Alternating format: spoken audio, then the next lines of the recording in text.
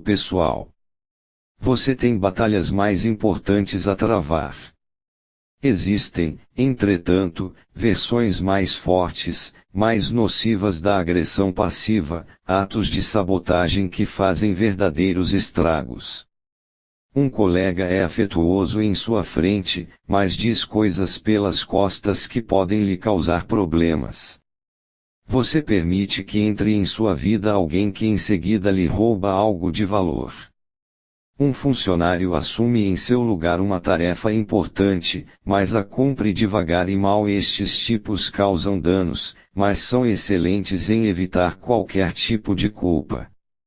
Seu modus operandi é deixar em dúvida se foram eles que agiram de modo agressivo, nunca a culpa é deles. De algum modo eles são inocentes espectadores, impotentes, as verdadeiras vítimas em toda a dinâmica. Suas recusas em assumir responsabilidade são confusas, você suspeita de que eles fizeram alguma coisa, mas não pode provar, ou, pior, se eles são realmente hábeis, você se sente culpado até de pensar mal deles. E se em sua frustração você explode com eles, paga um preço alto, eles concentrarão as atenções em sua resposta irada, agressiva, em sua reação exagerada, distraindo seus pensamentos das manobras passivo-agressivas que o deixaram tão irritado em primeiro lugar. A culpa que você sente é um sinal do poder que eles têm sobre você. Na verdade, você pode virtualmente reconhecer a variedade nociva de agressão passiva pela força das emoções que ela desperta em você, não um incômodo superficial, mas confusão, paranoia, insegurança e raiva. Para derrotar o guerreiro passivo-agressivo, você deve primeiro fazer um trabalho com você mesmo. Isto significa estar muito atento à tática de desvio de culpa, no momento em que ela está acontecendo. Reprima qualquer sentimento de culpa que ela possa estar começando a fazer você sentir. Estes tipos podem ser muito insinuantes, para atraí-lo para sua teia, aproveitando-se de suas inseguranças. Quase sempre são suas próprias fragilidades que o sugam para dentro da dinâmica passivo-agressiva. Cuidado com isto. Segundo, quando perceber que está lidando com a variedade perigosa, o movimento mais inteligente é se soltar, na melhor das hipóteses tirar essa pessoa de sua vida ou, pelo menos, não explodir e fazer uma cena. Tudo isso só vai servir aos interesses do outro. Você precisa manter a calma.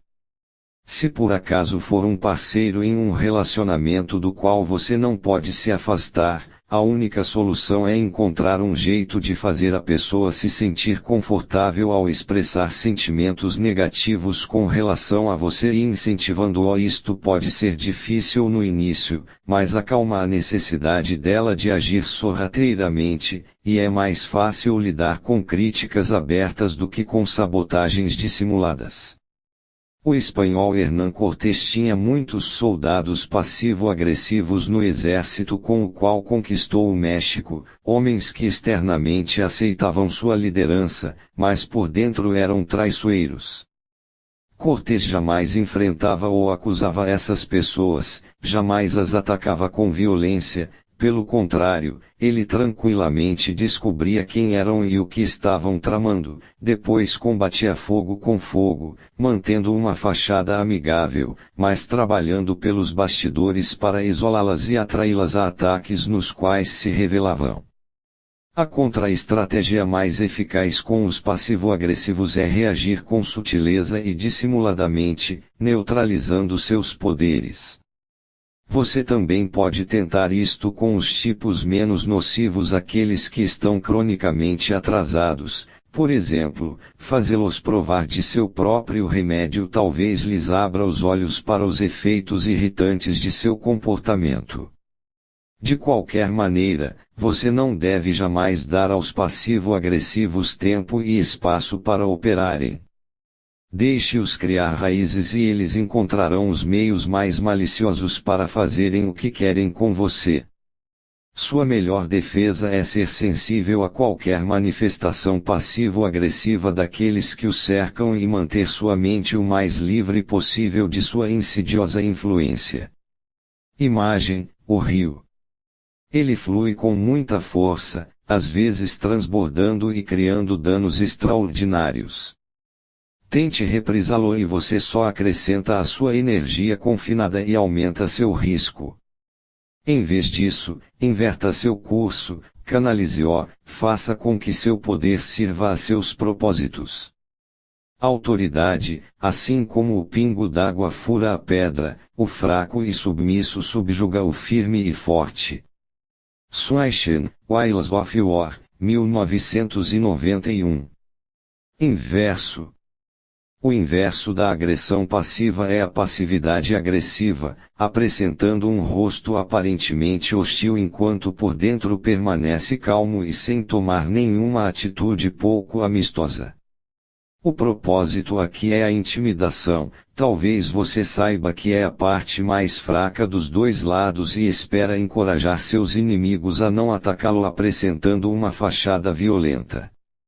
Influenciados por sua aparência, será difícil para eles acreditarem que você não pretende fazer nada.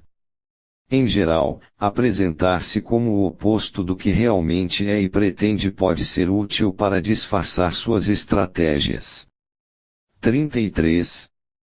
Semeie incerteza e pânico com atos de terror. A estratégia da reação em cadeia.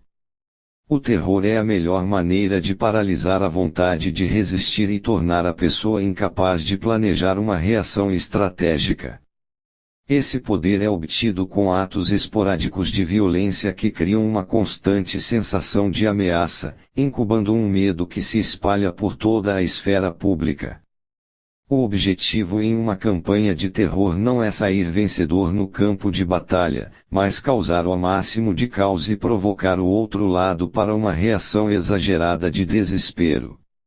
Fundindo-se invisivelmente na população, talhando suas ações para a mídia de massa, os estrategistas do terror criam a ilusão de que estão em toda parte e, portanto, que são muito mais poderosos do que são na realidade. É uma guerra de nervos. As vítimas do terror não devem sucumbir ao medo ou mesmo à raiva, para tramarem a contra-estratégia mais eficaz. As vítimas do terror devem permanecer equilibradas. Diante de uma campanha de terror, a racionalidade de uma pessoa é a última linha de defesa. A anatomia do pânico.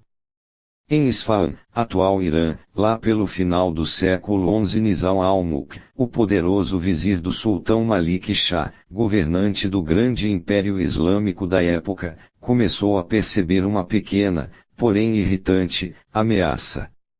No norte da Pérsia vivia uma seita chamada Ismaelita Nizari, seguidores de uma religião que combinava misticismo com o Corão. Seu líder, o carismático Hasan Sabah, havia recrutado milhares de convertidos alienados pelo rígido controle que o império exercia sobre as práticas religiosas e políticas. A influência dos ismaelitas estava crescendo, e o que mais incomodava Nizam al-Mulk era o total sigilo com que operavam. Era impossível saber quem havia se convertido à seita, pois seus membros faziam isso em segredo e escondiam sua aliança. O vizir monitorava suas atividades da melhor maneira possível, até que finalmente soube de notícias que o colocaram em ação.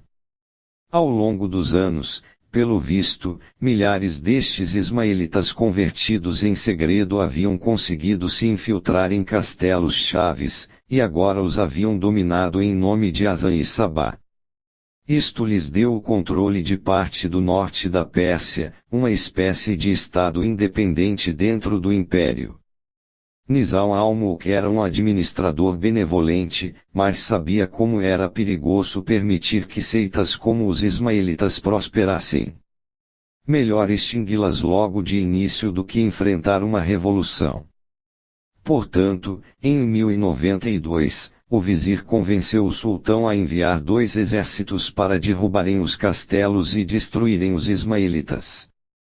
Os castelos estavam fortemente defendidos e toda a região rural ao redor deles fervilhava de simpatizantes.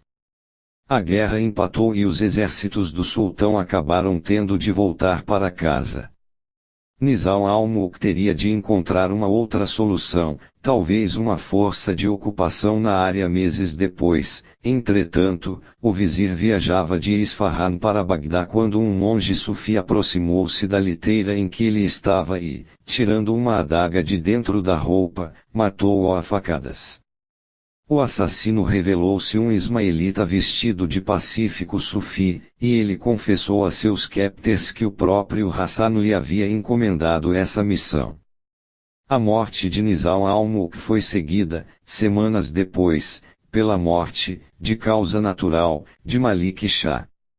Sua perda teria sido um golpe na época, mas, sem seu ardiloso vizir para supervisionar a sucessão, o império entrou em um período de caos que durou vários anos. Em 1105, entretanto, a estabilidade estava até certo ponto restabelecida e as atenções de novo se concentraram nos ismaelitas. Com um assassinato eles haviam feito o império todo tremer. Tinham de ser destruídos. Uma nova e vigorosa campanha foi lançada contra a seita. E logo revelou-se que o assassinato de Nizam al-Mulk não fora um ato isolado de vingança, como parecera na época, mas uma política dos ismaelitas, um novo estilo de guerrear estranho e assustador. Nos próximos anos, membros chaves da administração do novo sultão, Muhammad Tapar, foram assassinados do mesmo modo ritualístico. Um assassino surgia do meio da multidão e desfechava um golpe mortal com uma adaga. O ato era quase sempre em público e em plena luz do dia, às vezes, entretanto, acontecia enquanto a vítima estava na cama, por um ismaelita misterioso infiltrado entre os empregados da casa. Uma onda de medo espalhou-se entre a hierarquia do império. Era impossível dizer quem era um ismaelita. Os adeptos da seita eram pacientes, disciplinados e haviam dominado a arte de manter para si mesmos suas crenças e se encaixar em qualquer lugar.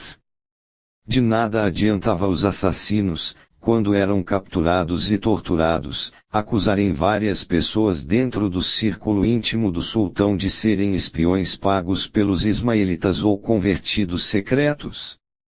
Ninguém sabia com certeza se estavam dizendo a verdade, mas a suspeita recaía sobre todos. Agora, vizires, juízes e oficiais locais tinham de viajar cercados de guarda-costas. Muitos começaram a usar camisas grossas, desconfortáveis, de cota de malha. Em certas cidades, ninguém podia ir de uma casa a outra sem autorização, o que espalhava desafetos entre os cidadãos e facilitava aos ismaelitas recrutar convertidos. Muitos tinham dificuldade para dormir de noite ou confiar em seus melhores amigos. Pessoas com delírios paranoicos espalhavam todos os tipos de boatos absurdos. Surgiam divisões violentas dentro da hierarquia, com uns argumentando a favor de uma abordagem de linha dura para Hassan e outros pregando a acomodação como a única resposta.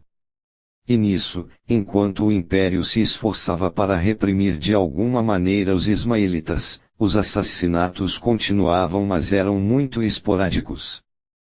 Passavam-se meses sem que acontecesse um, e aí, de repente, eram 2 na mesma semana. Não havia explicação real para quando isso acontecia ou que auto-administrador era escolhido.